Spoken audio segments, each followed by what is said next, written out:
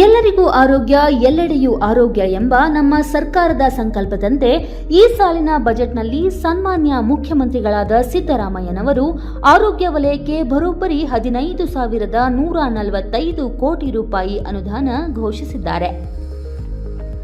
ರಾಜ್ಯದಲ್ಲಿ ತೀವ್ರ ಅಸ್ವಸ್ಥತೆಯಿಂದ ಬಳಲುತ್ತಿರುವ ರೋಗಿಗಳಿಗೆ ಗುಣಮಟ್ಟದ ಚಿಕಿತ್ಸೆ ನೀಡಲು 7 ಜಿಲ್ಲೆಗಳಲ್ಲಿ 187 ಕೋಟಿ ರೂಪಾಯಿ ವೆಚ್ಚದಲ್ಲಿ ಕ್ರಿಟಿಕಲ್ ಕೇರ್ ಬ್ಲಾಕ್ ಕಟ್ಟಡ ನಿರ್ಮಾಣದ ಘೋಷಣೆ ಮಾಡಿದ್ದು, ರಾಜ್ಯದ ಜನತೆ ಹೃದಯ ತುಂಬಿ ಶ್ಲಾಘಿಸುತ್ತಿದ್ದಾರೆ.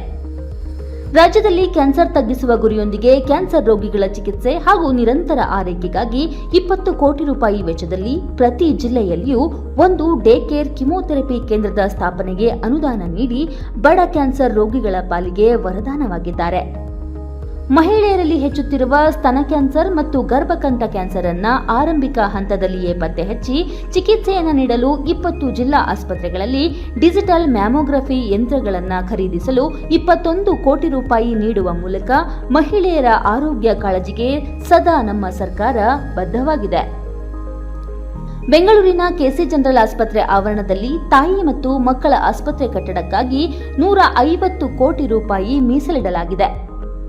ತಾಲೂಕು ಆಸ್ಪತ್ರೆಗಳಿಲ್ಲದ ಆನೇಕಲ್, ನೆಲಮಂಗಲ, ಹೊಸಕೋಟೆ, ಶೃಂಗೇರಿ, ಖಾನಾಪುರ, ಶಿರಹಟ್ಟಿ, ಯಳಂದೂರಿನಲ್ಲಿ 280 ಕೋಟಿ ರೂಪಾಯಿ ವೆಚ್ಚದಲ್ಲಿ 100 ಹಾಸಿಗೆ ಸಾಮರ್ಥ್ಯದ ಆಸ್ಪತ್ರೆ ನಿರ್ಮಾಣಕ್ಕೆ ಅನುದಾನ ನೀಡಲಾಗಿದೆ. ಹಳ್ಳಿ ಜನರ ತುರ್ತು ಆರೋಗ್ಯ ಸೇವೆಗಾಗಿ ಮುಂದಿನ 2 ವರ್ಷಗಳಲ್ಲಿ 350 ಕೋಟಿ ರೂಪಾಯಿ ವೆಚ್ಚದಲ್ಲಿ 25 ಪ್ರಾಥಮಿಕ ಆರೋಗ್ಯ ಕೇಂದ್ರಗಳನ್ನು ಮೇಲ್ದರ್ಜೆಗೆ ಏರಿಸಲಾಗುವುದು. ಕಲ್ಯಾಣ ಕರ್ನಾಟಕ ಭಾಗದಲ್ಲಿ ಜನಸಾಮಾನ್ಯರ ಆರೋಗ್ಯಕ್ಕಾಗಿ 221 ಕೋಟಿ ರೂಪಾಯಿ ವೆಚ್ಚದಲ್ಲಿ 46 ಹೊಸ ಪ್ರಾಥಮಿಕ ಕೇಂದ್ರಗಳನ್ನು ಸ್ಥಾಪಿಸಲಾಗುವುದು.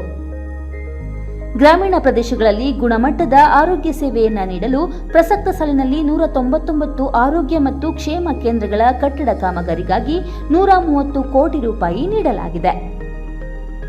ಆರೋಗ್ಯ ಇಲಾಖೆಯಲ್ಲಿ ಶಿಥಿಲಾವಸ್ಥೆಯಲ್ಲಿರುವ ಕಟ್ಟಡಗಳ ದುರಸ್ತಿ ಮತ್ತು ಉನ್ನತೀಕರಣಕ್ಕೆ 75 ಕೋಟಿ ರೂಪಾಯಿ ಹಾಗೂ ಜಿಲ್ಲಾ ಆಸ್ಪತ್ರೆಗಳನ್ನು ಅಗ್ನಿ ಅವಘಡಗಳಿಂದ ರಕ್ಷಿಸಲು 13 ಜಿಲ್ಲಾಸ್ಪತ್ರೆಗಳಲ್ಲಿ ಅಗ್ನಿಶಾಮಕ ವ್ಯವಸ್ಥೆಗಾಗಿ 6 ಕೋಟಿ ರೂಪಾಯಿ ಮೀಸಲಿಡಲಾಗಿದೆ. ಕರಾವಳಿ ಭಾಗದಲ್ಲಿ ಆಳ ಸಮುದ್ರಕ್ಕೆ ತೆರಳುವ ಮೀನುಗಾರರ ಜೀವ ರಕ್ಷಣೆಗಾಗಿ ರಾಜ್ಯದಲ್ಲಿ ಮೊಟ್ಟ ಮೊದಲ ಬಾರಿಗೆ ಸಮುದ್ರ ಆಂಬ್ಯುಲೆನ್ಸ್ ಖರೀದಿಗಾಗಿ 7 ಕೋಟಿ ಅನುದಾನ ಘೋಷಿಸಲಾಗಿದೆ. ರಾಜ್ಯದ ಜನರಿಗೆ ಗುಣಮಟ್ಟದ ಆರೋಗ್ಯ ಸೇವೆಗಳನ್ನು ನೀಡಲು ಈ ಸಾಲಿನ ಬಜೆಟ್ನಲ್ಲಿ ಮಹತ್ವದ ಯೋಜನೆಗಳನ್ನು ಘೋಷಿಸಿರುವುದು ಸಂತಸ ತಂದಿದೆ.